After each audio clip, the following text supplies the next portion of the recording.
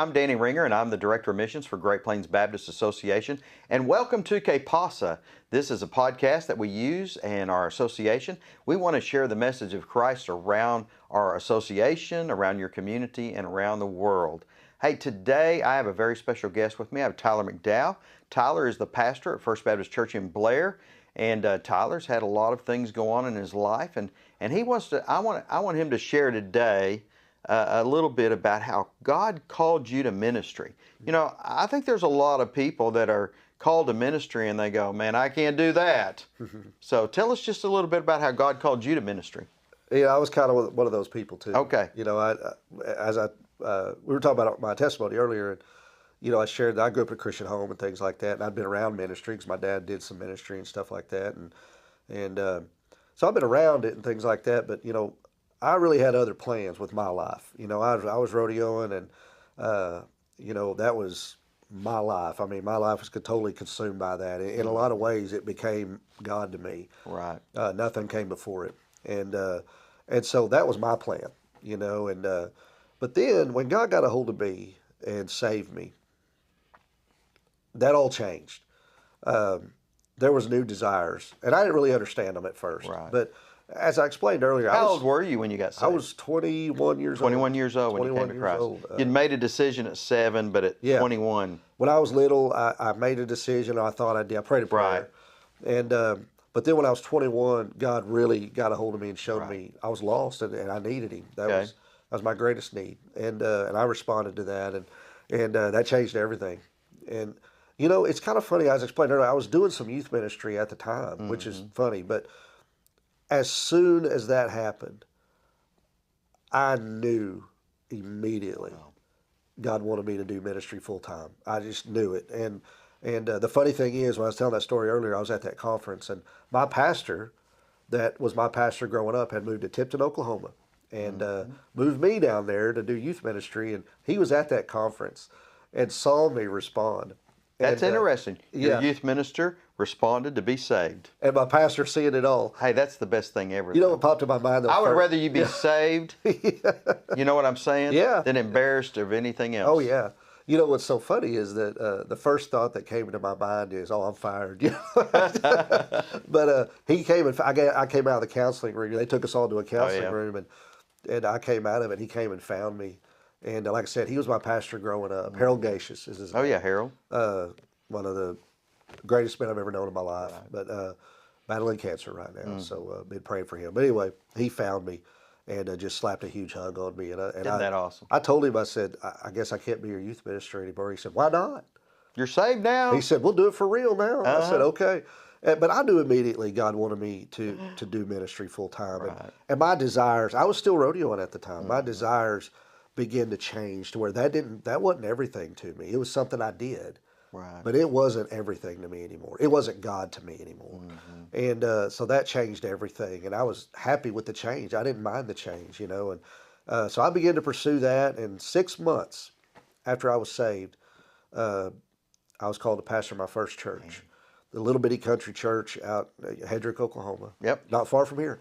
First Baptist Hedrick. Sweet One of the people. oldest churches in our association. Yeah. Great people, sweet people. They loved on me, let me make the mistakes that all of us young preachers make and are still making today. Absolutely. Really. But they were so gracious, and that's kind of how I got started. Is right there, and of course after that I spent some time in youth ministry again, and then was a church planter up in Stillwater, Oklahoma. Planted a cowboy church up there, and had a great time with that, and then moved on to God moved us on to another church, and had a great 5 years there, and then God moved us right here to Blair, and we're almost 7 years in here and having a blast. So if you're out there and you're listening and you're on Facebook and you're a believer and you really believe God's been called you to ministry, but you know what? I hadn't been to seminary and I hadn't done this and I hadn't done that. Well, I'm going to tell you something.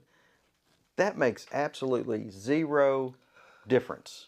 The truth of it is, if God's calling you, He's calling you just like you are. That's right. And I'll back that up, because most pastors don't look like me. I'm not wearing a dirty cowboy hat and jeans and boots. I was going to talk to you about that. No, I'm teasing.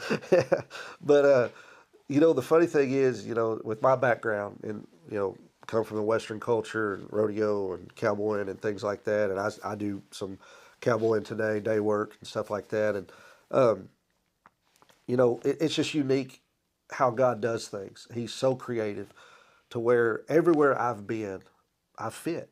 Being me, not trying to conform to anything else, but just being me. God, everywhere God's put me, I fit, and that's just His creativity, and it's just been amazing. Been an amazing ride. God, when He calls somebody, He equips them. Absolutely, They don't have to be equipped. He equips the called. That's right. And so that's what happened to you. And because of that, He's using your skills and your tools, and then the Holy Spirit is enhancing those to fulfill God's purpose, not yours. Yeah, and because I never saw myself doing this. I thought by now I'd be Absolutely. a rich retired bull rider. Yeah. And that didn't work out in case Or crippled. Yeah, and I got the more crippled part than anything else. But that was my plan for my life. There wasn't a plan B. That was it. And but when God got a hold of me and He called me to do this, it could change everything. And I'm just proof that God could use whoever He wants, however He wants. And I'm now to the point. I don't want to do anything else. This is what I desire. This is what I want to serve Him, however He calls me to. Whether I continue to pastor for many years to come, or if He calls me to another side of it, or whatever it might be, I'm ready. And I'm excited. And it's I've just everywhere that God's placed me, I've just seen His unique creativity in all of it, and awesome? how He's used all of it, and it's just been such a blessing to me. And I'm blown away that God chooses to use knuckleheads like me, but He does, and I'm glad. So if you're a knucklehead out there and God's calling you to ministry, let me tell you, we would love to be a part of that. If you would like to talk to somebody, contact us at Great Plains Baptist Association. Contact Tyler. Contact one of our churches in Great Plains Baptist Association.